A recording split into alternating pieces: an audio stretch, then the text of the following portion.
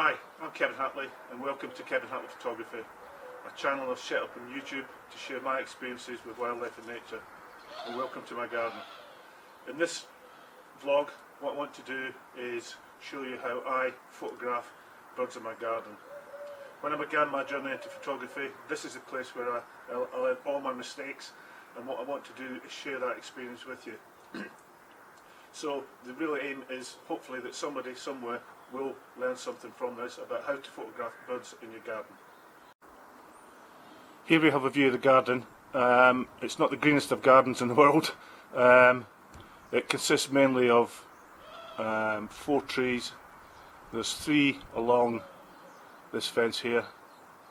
1, 2, 1 down in the corner, and then 1 here to the left. And this is a place where the birds will come down onto before they then go down onto the feeders. Types of birds that I've had in this garden, well, what I'll do is I'll show you some pictures now that I've taken.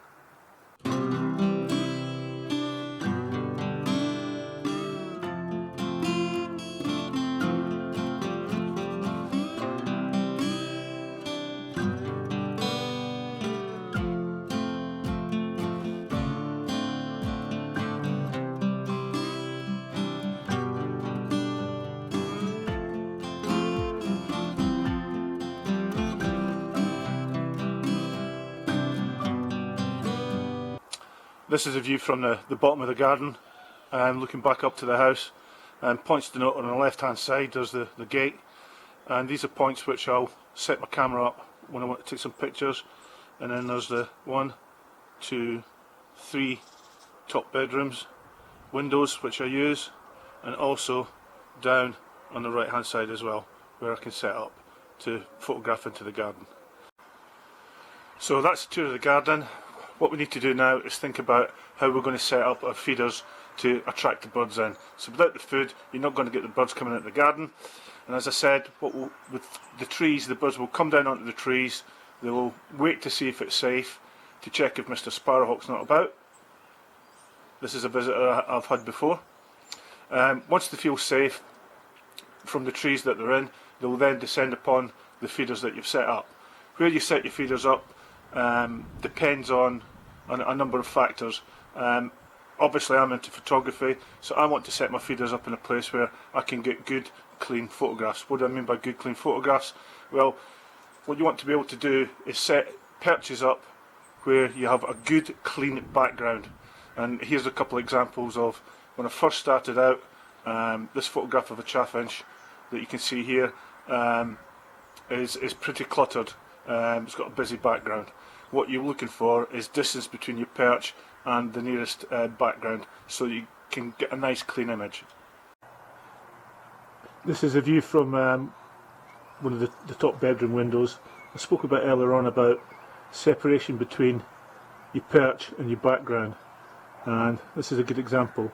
So this branch here, the background being the fence, the distance between the two of them is great enough to make sure that I get a nice, good, clean background and it's not cluttered.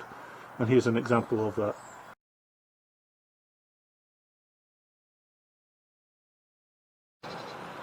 Here we have a blue tit just landed in the tree, just checking itself to make sure that it's safe. Once it's done that, it's then down onto the feeder, picks up its food, and then back up in the tree to eat it. So that's typical behaviour of the birds. And here we have the starlings have moved in.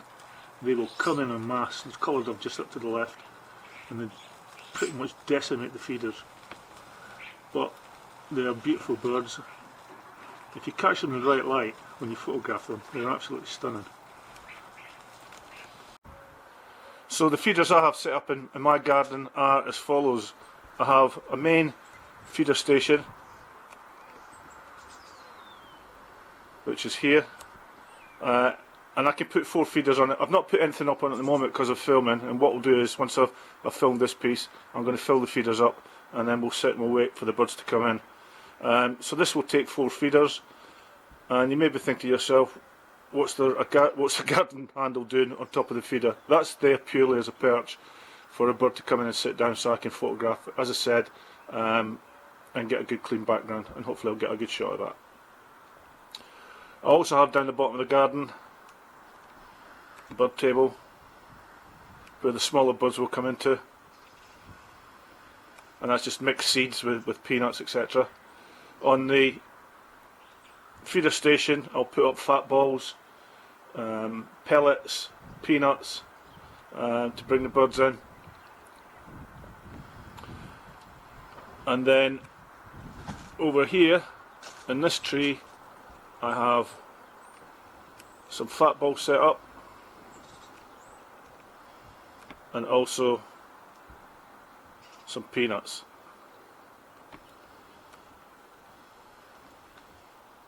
Now what I have set up here, if you look, is a perch.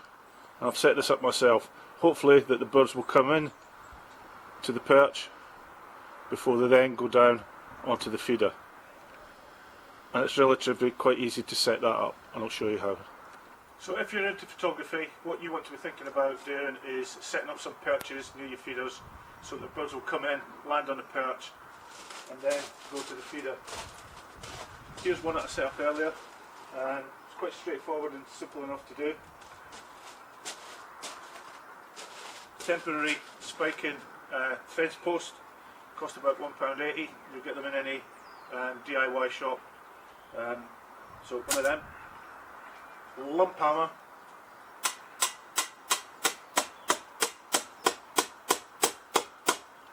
knock it into the ground, push your post up against it, take some plastic cable ties, tie your post to, or your perch to the metal post and leave it in place. Quite straightforward. Okay, this is a view from one of the upstairs bedrooms. One other thing I think that you can utilise in your garden, or say your garden, or my wife's garden really, is where she hangs her baskets. So during the winter obviously there's no baskets up, so put a feeder up there with a little plastic arm coming out with a post on it, or a perch. So here we have a view from one of the upstairs bedroom windows, looking out down onto the feeders.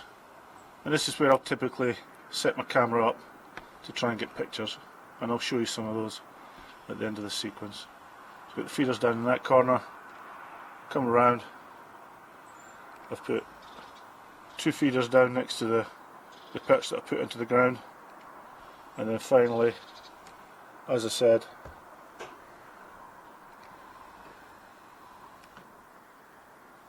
the feeder and the perch from the hanging basket bracket.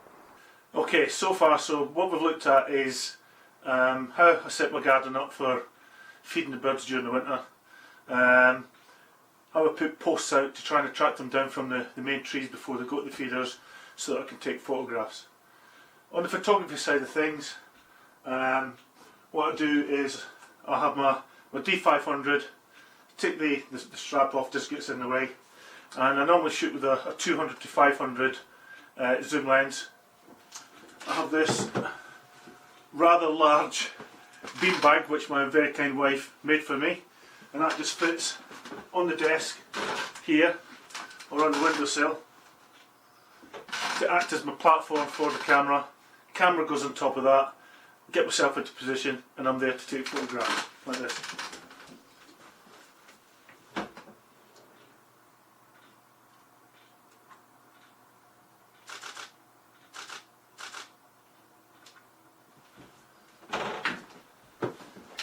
And that's the straightforward, simple setup that I have for taking pictures in the house.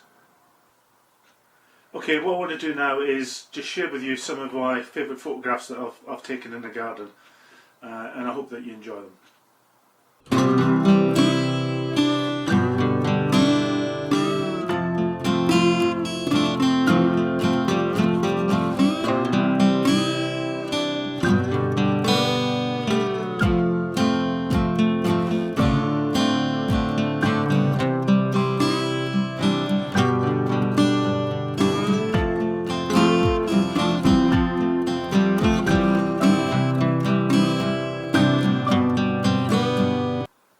Okay, thanks for watching Kevin Hatley Photography, and in this edition I've looked at how to photograph garden birds. I hope that you've enjoyed it. We looked at how I set my garden up for placing my feeders, putting posts up so that we can attract the birds in onto the post so that I can get photographs before they go down actually onto the feeders themselves.